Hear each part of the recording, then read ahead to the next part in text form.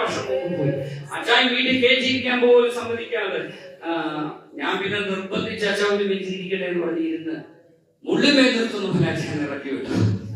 പക്ഷെ 2 മാസം മുമ്പ് ഒരു ദിവസം അച്ചായൻ 85 വയസ്സായ അച്ചായൻ നടക്കാൻ പറ്റാത്ത കാലുമായിട്ട് വളരെ ബന്ധപ്പെട്ട് ആ പ്രദേശത്തെല്ലാം എന്റെ വീട് അന്വേഷിച്ച് ആ അച്ചായൻ വീട്ടിലേക്ക് കയറി വന്നു.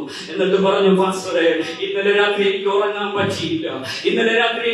പറ്റിയില്ല, ദൈവദാസനെ കാണണം എന്നുള്ള ഒരൊറ്റ ചിന്ത മാത്രമായിരുന്നു എന്റെ മനസ്സിൽ.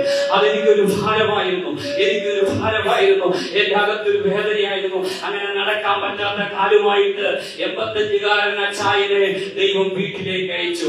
അച്ചായ വന്നപ്പോൾ 50 കിലോ അരി, കൂടെ 5000 രൂപയും.